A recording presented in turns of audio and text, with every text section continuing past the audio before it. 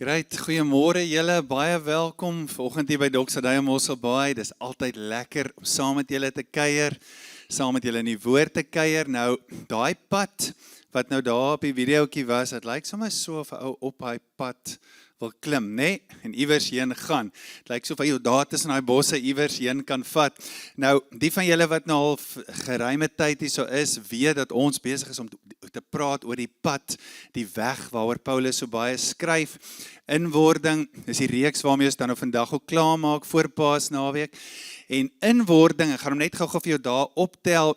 Inwording is 'n wraggiese Afrikaanse, erkende Afrikaanse woord, wat beteken, dis die proses van iemand of iets wat word, wat dit bedoel is om te wees.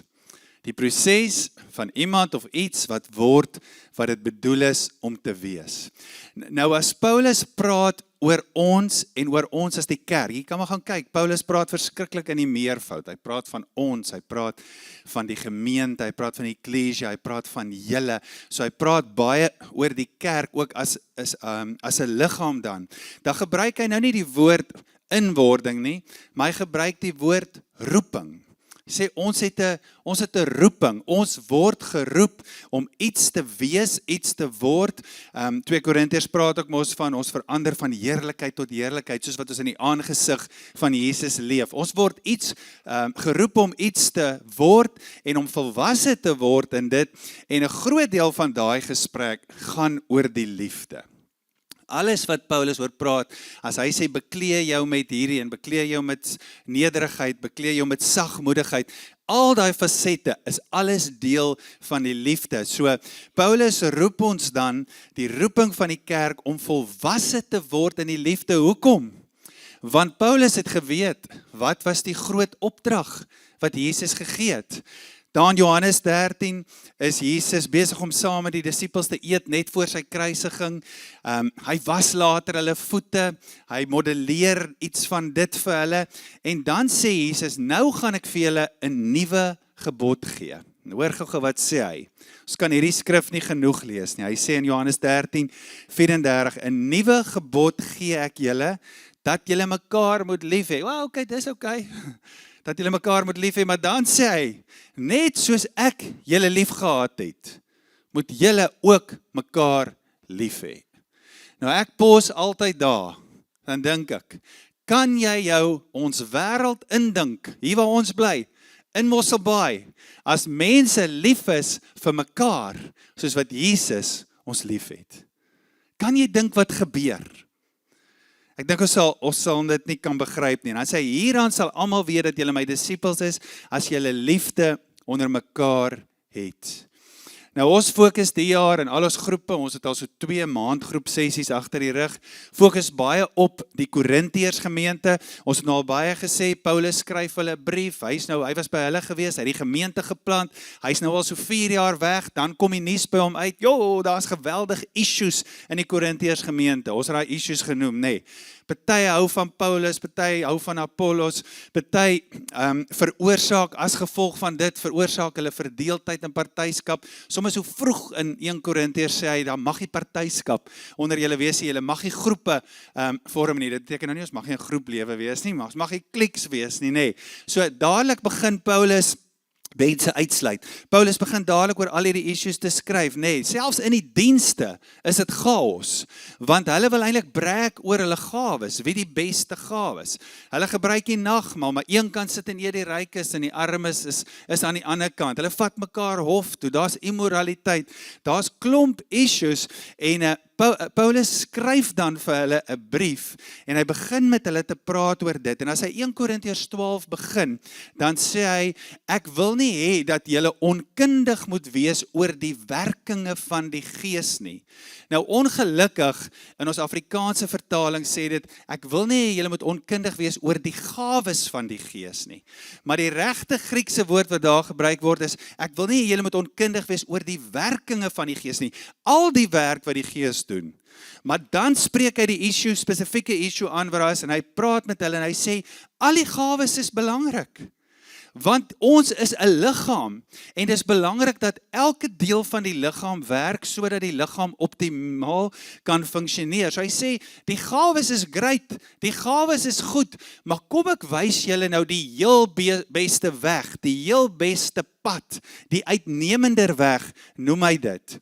Hy sê, hierdie, waaroor ek nou met julle gaan praat, dis die, as julle nou wil praat van die beste, hierdie is die heel beste werking van die Gees, die uitnemender weg, en dis hoekom hy dan skryf aan die einde van hoofstuk 12, voor hy met 13 begin met die gedig, waar hy sê, die liefde is geduldig, is vriendelik, nie jaloers nie, ensovoorts, sê aan die einde van hy hoofstuk, maar beywer julle met die oog op die beste gawes. Dis great, wat is die beste gawe? Die gawe wat nou die nodigste is. As hier iemand vanoggend sit wat siek is, en ons bid vir daardie persoon, is die beste gawe die gawe van genesing. Dis wat daardie persoon nodig het, nie noodwendig die gawe van profesie, of onderskeiding, wat dit ook al mag wees. Nee, hy sê, ek wys vir julle die uitnemender weg. Spit julle toe, op die gawes, dis goed, maar ek gaan julle nog 'n uitnemender weg wys. Ek gaan julle nog 'n beter pad wys.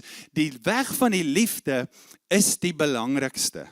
En dan begin Paulus met hulle te praat, dan sê hy, dis 'n weg, dis 'n pad, dis nie kits nie, dis nie vinnig nie, dis hoekom ons laasweek gesê het, ons as gemeente is hierdie jaar op hierdie pad, op uit hierdie uitnemender weg, ons wil nie net van die liefde leer nie, ons wil die liefde word, ons wil die liefde doen, want dit is hoe God se koninkryk kom. Dis hoe die koninkryk begin het. Jesus, God se liefde uitgedruk in Jesus wat na ons toe gekom het.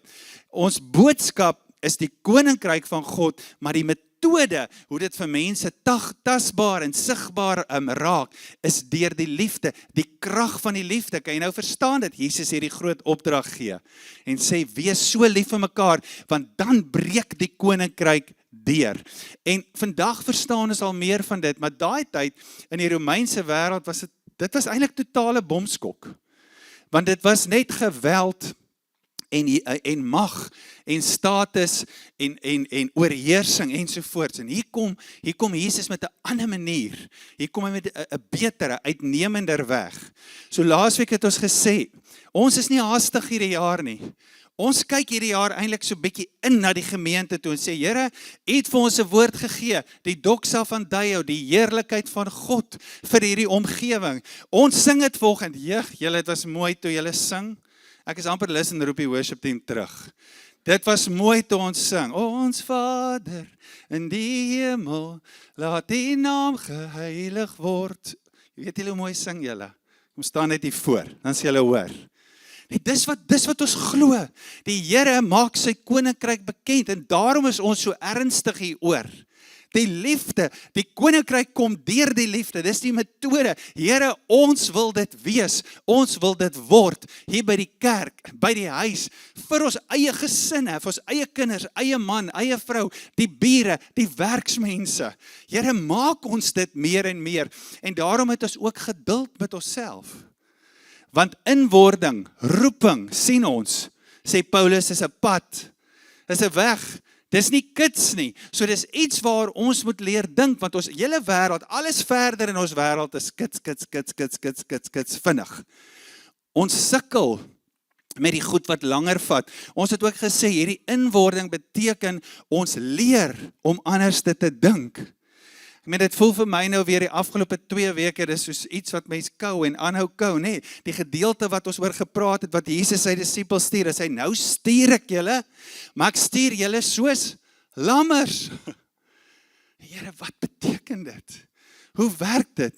Hoe lyk dit? Die leeu en die lam.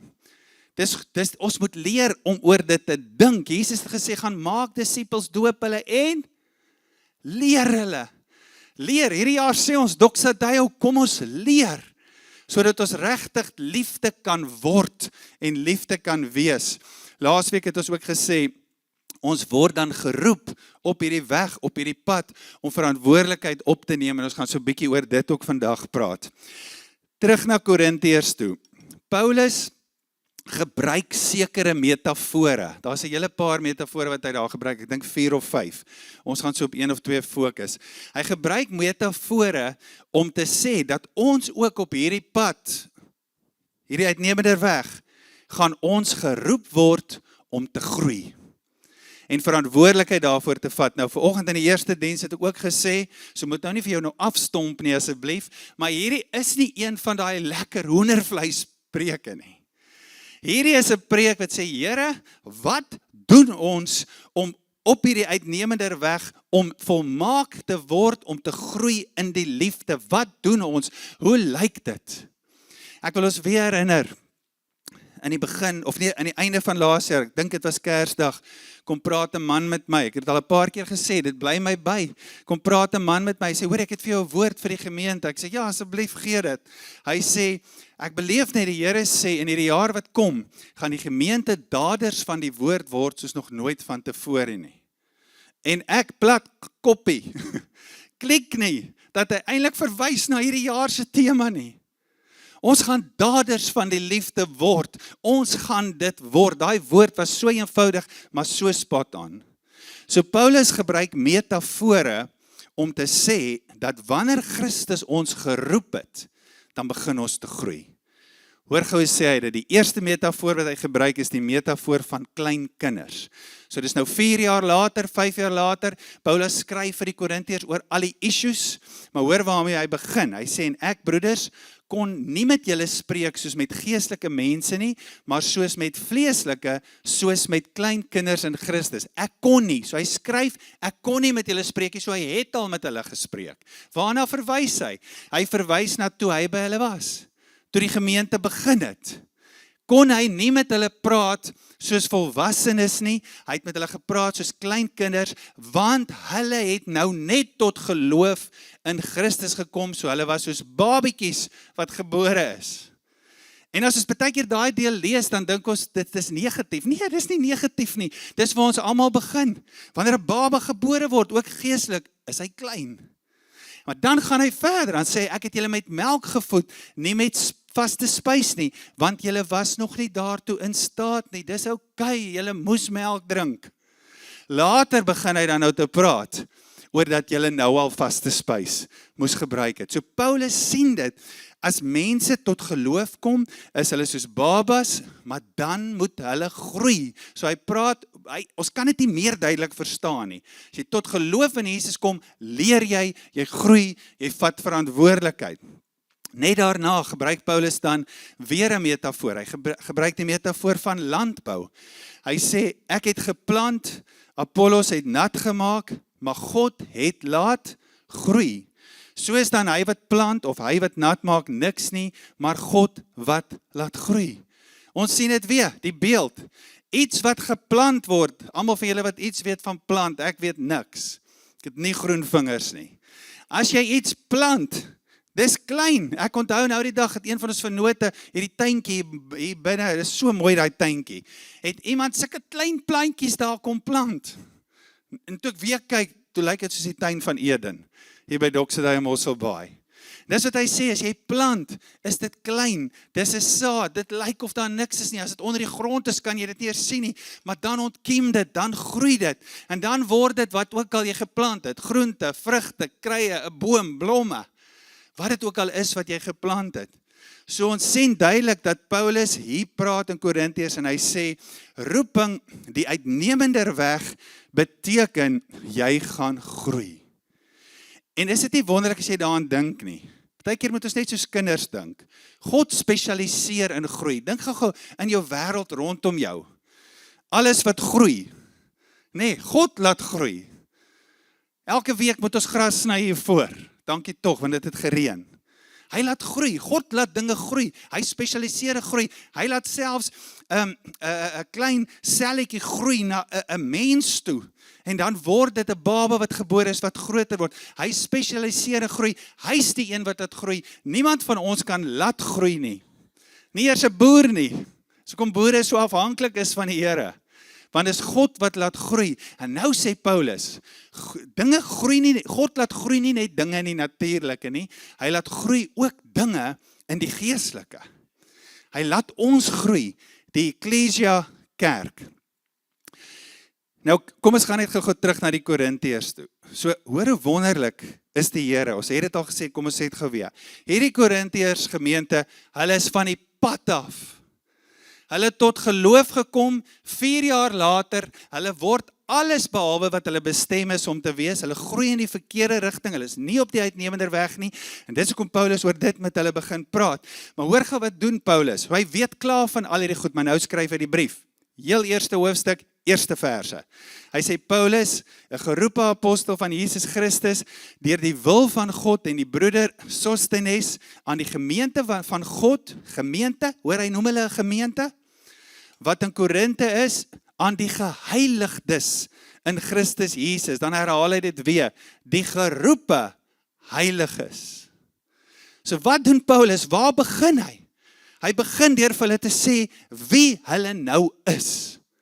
Hulle is geheiligdes, genade het na hulle toe gekom, liefde het na hulle toe gekom, hulle is geheilig in Christus, hulle is eenkant gesit met Christus, hulle is geroepenis. So Paulus kom en hy herinner hulle, hy sê, God het sy lewe vir julle gegee. Hy het alles gedoen wat nodig was, sodat julle weer in verbintenis met God kan leef. Julle is geheilig, julle is in Christus. God het alles gedoen, sodat hierdie roeping van julle, hierdie doellose bestaan, onthou waar het ons begin, in die begin het God die mens gemaak in sy beeld, sy gelykenis, opdrag gegee, om alles te vul met sy heerlikheid. Hierdie doel wat stikkend was, God het alles gedoen, om hierdie doel weer reg te maak, hierdie roeping. Hy het alles gedoen om die nuwe mens in Christus moontlik te maak. Die Engels sê in Efesiërs 2, a recreated people. God het alles gedoen wat nodig was om dit weer moontlik te maak. En tog skryf Paulus nou vir 'n gemeente wat van koers af is, om terug te kom na die uitnemender weg toe, na die volmaaktheid van die liefde toe. Hoor gou mooi sê hierdie vers dit. Ons sit hierdie jaar baie klem op hierdie vers, ook 2 Korintiërs 4 vers 6. Want God wat gesê het, dat daar uit duisternis lig moet skyn. So waarna verwys Paulus hier? Na die grootsheid van die skepping. 'n God wat skep, daar was duisternis, en hy beveel, en daar's lig. Dan spring hy, dan sê dit is hy wat in ons harte geskyn het, om die verligting te bring van die kennis van die heerlikheid van God, in die aangesig van Jesus Christus. So hy praat van skepping, en dan praat hy van nuwe skepping. Hy sê, goed, ons het hierdie naweekie groot storie gehad. Die tweede bedryf praat ons oor die sonde, die breek tussen God en mens. God het gebreek. God het dit nie daar gelos nie, maar God het gekom en hy het ons verlig met die kennis van sy heerlikheid in die aangesig van Jesus Christus. En dis wat Paulus vir die mense sê, julle is nou nuwe skepping, nuwe mensdom, nuwe menswees, die heerlikheid van God. En dit bring ons presies by wat ons vanoggend by wil uitkom. Hier is die vraag, as God alles gegee het, as God alles gedoen het, as jy die woorde lees, jy voel dit so sterk, die heerlikheid van sy aangesig, die kennis van die heerlikheid van God, as God al hierdie goed gegee het, en as God 'n God is wat dinge laat groei, hy spesialiseer in groei, ons sien dit rondom ons in die natuurlike, ons sien dit in die gees, as God al hierdie dinge gedoen het, hoe kan dit wees dat hierdie gemeente nog steeds op die verkeerde pad is en nie groei nie? How is it possible? Hoe is dit moontlik? En hier is volgens iets baie belangriks wat ons moet hoor. Dis die grootheid van die Here. Dis die grootheid van sy liefde, van sy genade. Dis uitnodigend. Oor en oor sien ons in die skrif, daar van die begin af al, daar eintlik voor die sondeval, by die sondeval, sien ons dat God is die spesialis as dit by groei kom, maar hy het gekies, dis sy hart, dis sy, as ek het sê, die entiteit van God, sy persoonlikheid, hy het gekies om groei saam met mense te doen. En jy hoor hoe groot is dit? Hierdie groot God wat alles doen, wat alles gee. Ek sal wil omdraai en hy sê, kom maar nou, ek het nou alles vir julle gedoen. Ek het nou alles, ek het myself uitgegiet. Come on. Maar hierdie God kies om saam met mense groei te doen. God nooi ons, hy sê, ek nooi jou om verantwoordelikheid op te neem. Ons het al baie keer gesê, Dallas Willard se quote wat sê, Grace is not opposed to effort. It's opposed to earning. Wat beteken dit? Ek kan nie deur goeie werke punte skoor, dan kan God my red. En hy het my gered uit liefde en uit genade uit. Maar genade bemagtig ons juis om nou die redding, die verlossing, die nuwe mens uit te leef. So grace is not opposed to effort. Paulus sê dit duidelik, gaan lees dit, Filippense 2, die Engels sê dit so mooi. Hy sê, now work out your salvation. Ons word geroep, God het ons mens gemaak, as ek het so kan sê, nie robot nie. Hy het ons gemaak om te kies saam. Liefdesverhouding, it takes two. Dit vat twee mense vir daai liefdesverhouding. En hoor gou mooi skryf Paulus dan daaroor, as ons nou kom by hierdie groei, en God wat alles gedoen het, maar hoe is dit dan moontlik, dat die gemeente nog steeds nie groei nie? Hoor wat sê hy vir hulle? Net later in hoofstuk 3, vers 9, hy sê, hy het nou al hierdie beelde gebruik van kleinkinders, landbou, van 'n gebou, dan sê hy, wat gebou word, dan sê hy in vers 9, want ons is medewerkers van God. Nog 'n beeld, die akker van God. Ons is die grond van God. Die akker, daai akker waarin ons die tuin maak, waarin daar geplant word. Die gebou van God is julle. Dis asof Paulus dit oor en oor wil sê. Julle is die medewerkers, julle is die akker, julle is die gebou van God. Wat sê Paulus? God wil dit wat Jesus op aarde kom doen het met sy liefde. Hy wil daardie liefde, die krag van die liefde, die kultuur van die liefde, die gesag van die liefde, plant hy in ons, sodat dit kan groei. God het die kerk gekies vir 'n baie spesifieke doel, vir 'n baie spesifieke rede. Daarom sê hy, wees nou lief vir mekaar soos ek julle lief gehad het. God het die kerk gekies om 'n stem te wees, 'n beweging, 'n liggaam, wat jy dit ook al wil noem.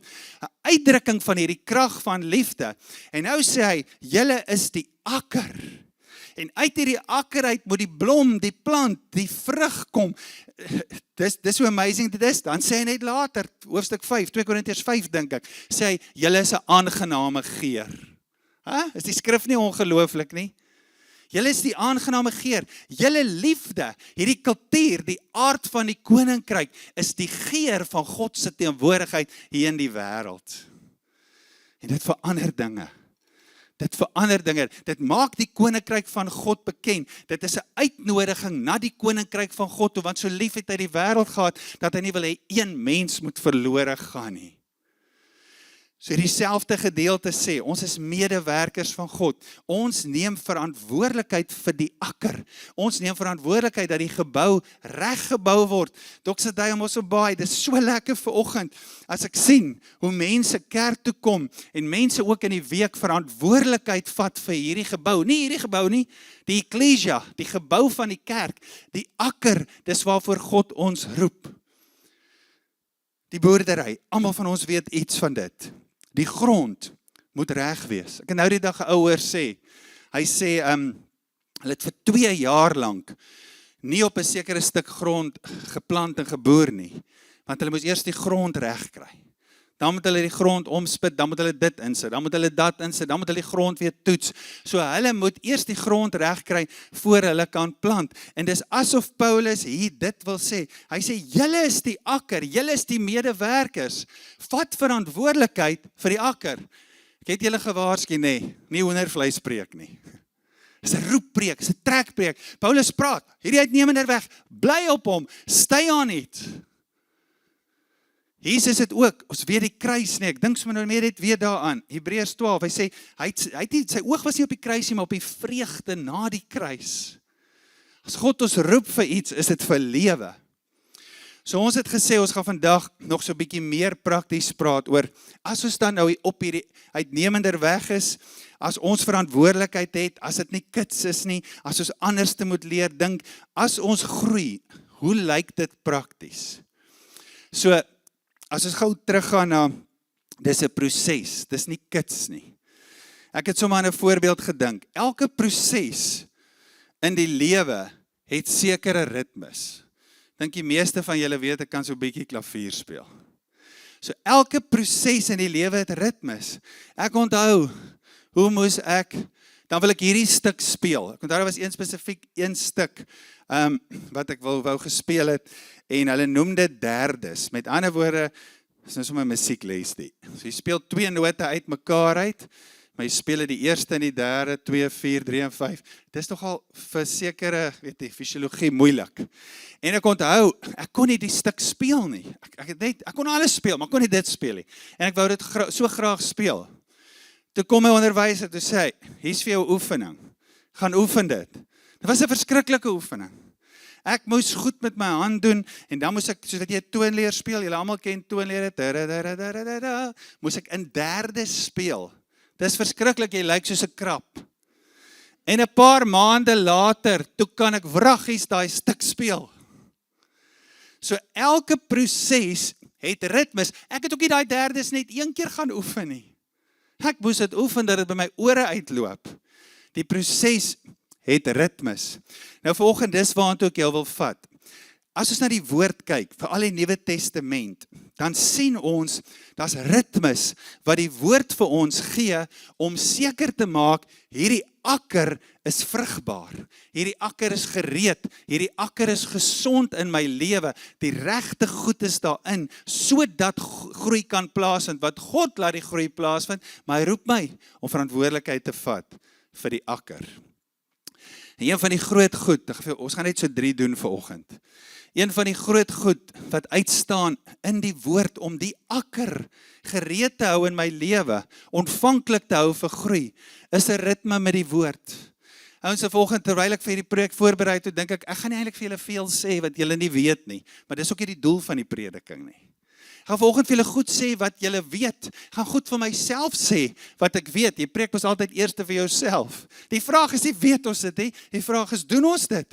God roep ons op hierdie pad te stap om dit te word, daders van die woord.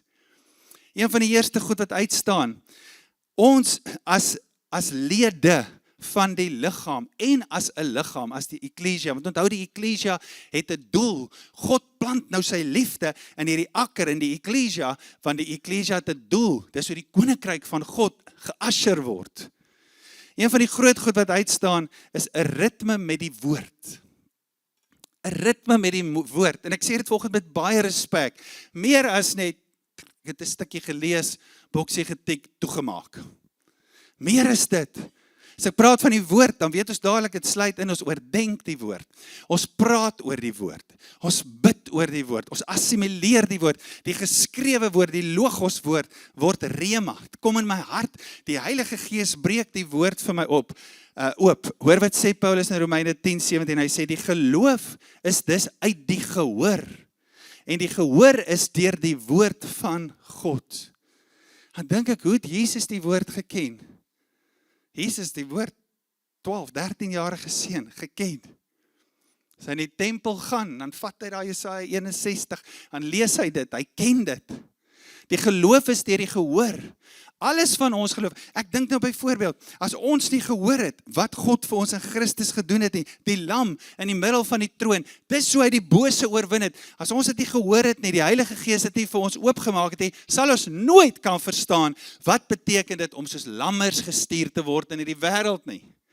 Maar nou het ons die woord gehoor, ons het dit gesien, ons het dit beleef, wat die lam aan ons gedoen het, die leeu en die lam. Daarom, omdat ek die woord in die Heilige Gees vir my oopgemaak het, nou verstaan ek dit, ek begryp dit, en nou kan ek ook verstaan wat dit beteken om 'n lammer te wees.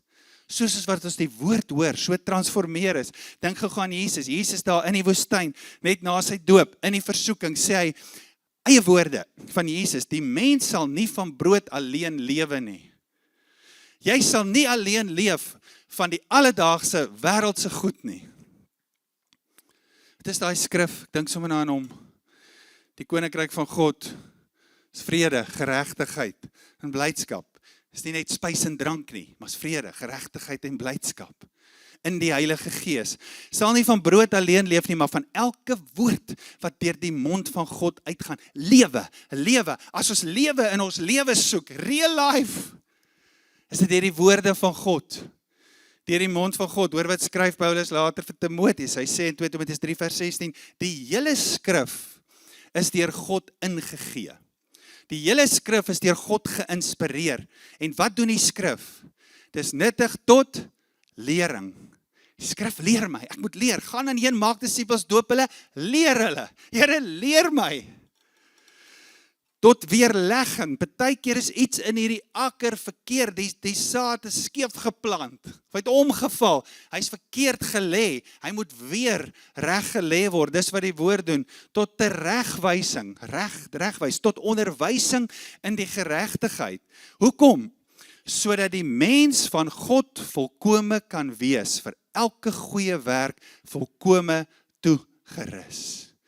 Die woord hou die akker gesond en ontvanklik vir die groei wat God wil bring. Jo, nou raak hierdie sondagskool preek gewigtig. Hoor jy hom? Voel jy hom saam met my? As ek dit hoor, dan vra ek, hoe kan jy groei? Hoe kan ek groei in my ritme van die woord? Dis nie oulik, dis nie goed om net die Bybel te lees nie, dis nie waaroor dit gaan nie. 'n ritme, 'n verhouding met die woord, want die woord hou hierdie akker gereed. As die akker nie gereed is nie, kan God nie die groei doen nie, want hy het gekies om saam met my te werk. Dan voel ons die weight van dit.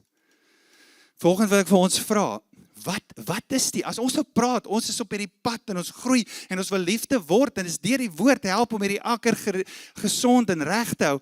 Wat is die volgende ding wat jy kan doen? Onthou, grace is not opposed to effort. Wat is die volgende ding wat jy kan doen, kan besluit om te sê, ek gaan 'n ritme met die woord hê, sodat die akker gesond kan wees. Miskien is dit iets wat jy moet byvoeg. Miskien sê jy, ek lees die woord, ek het 'n goeie verstaan, ek doen 'n Bybelstudie op my kant. Miskien is dit iets soos, ek hoor, as ek saam met ander gelowiges gaan praat, gaan kuier, gaan die woord van my nog meer lewe kry. Dis dalk wat ek moet byvoeg. Miskien moet jy iets wegvat. Miskien moet jy iets wegvat, sodat daar tyd kan wees vir ritme met die woord. En dalk dink jy, Here, maar hoe werk dit? Wil jy dit nou vir my moeilik maak? Maar wat is die ding wat ek moet wegvat, wat soveel spasies vul, dat daar is nie tyd vir die woord nie? Ek dink vanoggend, onthou, as God met ons praat, as God met ons ook ernstig praat, so hy wil iets vir ons gee. Hy is soos 'n pa wat passionate is, wil iets vir jou gee, maar hy wil jy moet dit sien, jy moet dit vat. Ek onthou het ons gesing, daai liedjie was so waar. Lees jou Bybel, bid elke dag, bid elke dag, bid elke dag. Lees jou Bybel, bid elke dag, en jy sal groei, groei, groei. Oh my word, what a God-inspired song, al is sy wysie so irriterend. Die akker, lees jou Bybel, God kan laat groei. Ok, dink is genoeg van dit. Here, help ons. Is ernstig, Here, help ons. Die lewe is so besig, so aan die gang, soveel demands, daar's soveel dinge. Help ons om ernstig hiermee te raak. Die tweede ding wat baie uitstaan in die Bybel, is ritmes met mekaar. As die woord gaan lees, dan sien ons 59 keer in die Nuwe Testament word mekaar, die Griekse woordjie vir mekaar, gebruik as 'n opdrag. Dis 'n opdrag, just do it. It's like Nike, just do it. Dis bid vir mekaar. Dra mekaar se laste. Nie nog dit ook nie. Wees vriendelik teenoor mekaar, bemoedig mekaar. Die mekaar begrippe gebeur nie in isolasie nie. Jy kan dit op jou eie doen nie. Jy doen dit met mekaar. En wanneer ons dit doen, dan kry die krag van liefde die kans om te werk in jou eie lewe, maar dis meer as dit. Wanneer jy dit begin doen, help jy die eklesia. Jy help die eklesia om te wees wat God dit geroep het om te wees. Inwording, roeping, word volmaak in die liefde. God kom plant die liefde waarmee hy begin het, waarmee hy gekom het, kom plant hy in hierdie akker van ons om te groei. Ons help die eklesia om dit te word. En dis nie die groot goed nie, dis die klein goedjies. Kan jy dink as ons vanoggend mekaar net bemoedig, regtig bemoedig, en jy stap hier uit, jy's ge-encourage, en jy loop in hierdie dorp van ons in, wat se effek het hierdie eklesia vandag? dalk by mense wat moeg is, moedeloos is, hopeloos is, alleen sit. Dis die manier wat God gekies het. Mekaar, wees lief vir mekaar soos ek julle lief het. Hieraan sal die wêreld weet dat julle my disippels is. They're gonna see it, they're gonna feel it, they're gonna know it. Hierdie anderste kultuur, koninkryk. Dis nie net 'n paar mooi goed, dis 'n krag. Die liefde is 'n krag. Julle liefde onder mekaar, dit weerspieël, soos in die hemel, so op die aarde, dit weerspieël die heerlikheid, die vreugde, die mooi, die skoonheid, die lewe van die koninkryk van God. Lamb country, not wolf country. Veel mense het dit nodig. Die derde ding wat ons sien in die woord is 'n ritme om te dien. Jesus het verskriklik gepraat oor dien. Saliger om te gee, saliger om te dien, as om te ontvang. Toe hulle wil weet, Johannes en Jakobus, kan hulle in die koninkryk aan sy linkerkant en sy regterhand sit? Nee, julle verstaan nie. Sy sê om te dien. Wat het Jesus gedoen? Wat doen dienswerk? Wat het Jesus gedoen? Jesus het ons in ons redding in. Hy het ons in ons verlossing in ons herstel in ons nuwe menswees in Christus kom indien. Filippense 2, hy het die hemels geen roof geag om die hemelse plek te verlaat, sy troon te verlaat, mens te word, voorskoot aan te sit en te kom dien. Hy het ons kom dien in dit in ons nuwe lewe in. Liefde wag nie om bedien te word nie, liefde dien, want ons verstaan die krag van dit. Dis hoekom Paulus ook skryf in 2 Korintiërs 5, now the love of Christ compels us.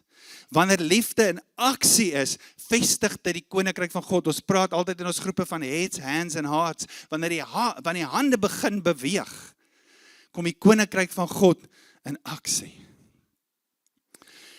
Ek sien so klein videoklippie wat iemand vir my gestuur het. Ek kan nou regtig nie die presiese woorde onthou nie, maar dit gaan daaroor. Partykeer sien jou seisoen, is jy in 'n seisoen waar jy wag. Wag vir 'n antwoord, of jy wag vir 'n deurbraak, of jy wag vir 'n oplossing, en jy dink terwyl ek hier is, kan ek nie aan iets anders aandag gee nie. Hoe moet ek nou nog die Ecclesia help? Ek sien hierdie videoklip, hulle sê, when you are in a season of waiting, do what waiters do. When you are in a season of waiting, terwyl jy wag, do what waiters do. Wat doen waiters? They serve. Hulle dien. Die koninkryk van God werk teenoorgesteld. As ek vanoggend sê, hierdie klink so, kan so maklik net op die oor af na 'n goeie preek, goeie sonndagskool, dis great. Dis diep geestelik goed hierdie. Die proses het ritmes in. Dis hoe die akker gesond bly. Dis hoe ons 'n akker skep, medewerkers waar God se liefde kan groei. Volgende wil ek vir jou vra, waar kan jy dien om die Ecclesia te help, om die stem te wees van die kerk van God, die hande, die gesig, die woorde, die dienswerk, waar kan jy, dink bietjie daaraan, waar kan jy dien? Die skrif is so vol daarvan, dis van waar ons iemand help, wat alleen is, wat moeilik is, wat wees is, tot waar ons leierskap opneem, om te sê, ek wil iemand help in die woord. Tot waar ek besef in 'n gemeente, julle sal sien op julle stoele, het ons soveel sulke kaartjies uitgesit, want miskien praat die Here vanoggend met jou ook oor dit, van al die bediening in ons gemeente, waar jou gawes, jou talente, your time, talents and treasures, kan kom help om hierdie Ecclesia te word, wat ons geroep is om te wees. Dis kom God vir jou die gawes gegee het. Waar en hoe kan ek groei om te dien? Want wanneer ek dien, weerspieël ek die karakter, die liefde van die koninkryk van God, dit word geopenbaar. Ek wil weer gou teruggaan na iets wat ek laasweek gesê het. Ek dink is so belangrik, ons gaan begin klaarmaak met dit. Is so belangrik. Terwyl ek hierdie woord bring, kan daar 'n vyand wees wat vir jou sê, nagekry net klaar. Want vir baie tyd in die woord, of meer tyd in die woord, vir ritmes met ander mense, om te dien, het ek nie tyd nie. Ek het net nie die kapasiteit nie. Ek is al reeds so oorlaai en so moeg. Dan dink ek, is dit nie wat Jesus gesê het nie? Soek die koninkryk van God eerste, Ander dinge gaan dan van self bykom.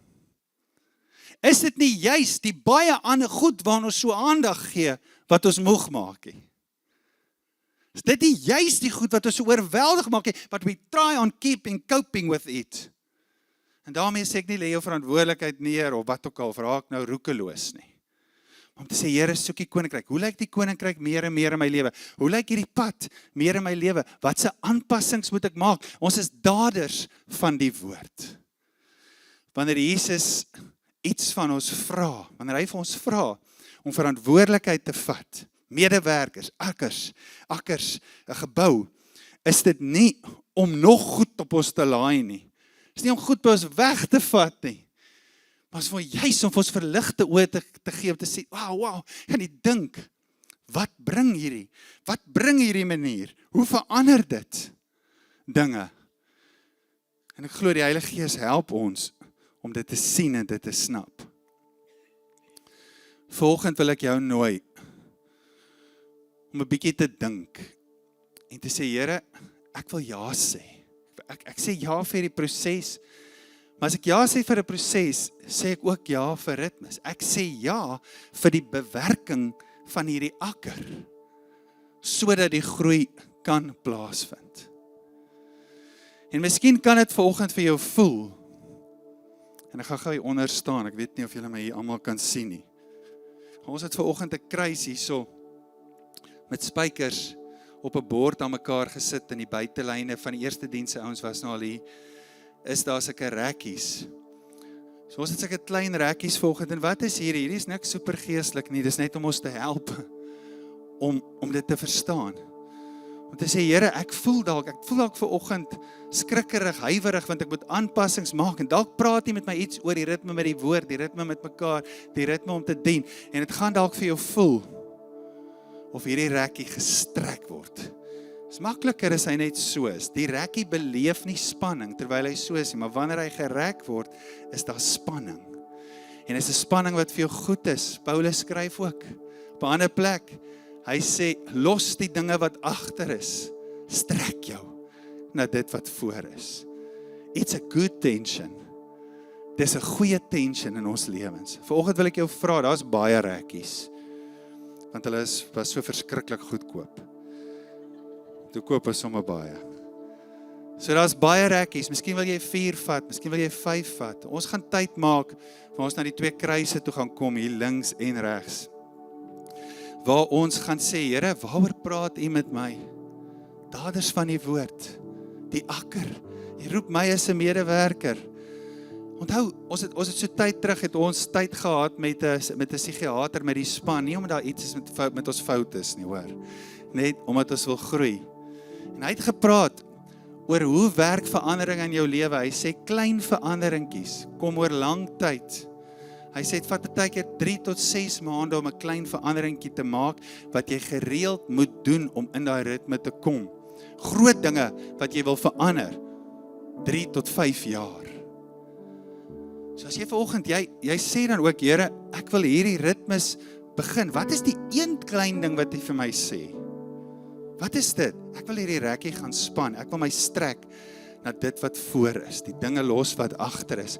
Want ek vat verantwoordelikheid vir hierdie akker van my lewe, maar ook vir die akker van ons gemeente, sodat ons kan word wat ons bedoel is om te wees. Aan die einde van die jaar wil ons sê, want God het 'n woord vir ons gegee, aan die einde van die jaar wil ons kan sê, nie omdat dit 'n prestasie is nie, maar omdat dit 'n roeping is, Doxadale Mosselbaai is liefde. Ons is liefde in aksie, ons is liefde sigbaar. Die liefde werk, die krag werk. Dit wat God in hierdie tuin geplant het, dit groei, dit werk, dit het impak. Die koninkryk kom. It's a godly word for us. Ons moet mekaar lief hê, soos ek julle lief gehad het. So ek wil eers volgende kans gee, sit net so bietjie. Jy kan later ook nog gaan dink, maar ook nou, want die Heilige Gees praat ook nou. Wat sê hy vir jou? Wat sê hy vir jou oor ritmes met die woord? Oor hierdie akker van jou? Wat sê hy vir jou oor ritmes met mekaar? Wat sê hy vir jou oor die ritme van dien? Het hoef nie die groot goed te wees nie. Die koninkryk van God is soos 'n mosterdsaadjie, begin klein. God is mooi, hy werk mooi met ons, he's gentle with us. So ek gaan jou vra, sit net so. hoor jy 'n bietjie wat die Here vir jou sê, en dan as jy gereed is, kan jy kom, hier's mandjies met rekkies, kom vat dit, kom span dit om die spykertjies, jy sal sommer sien hoe is dit al reeds gedoen, ook vir oggend net as 'n expression om te sê, Here, I take responsibility.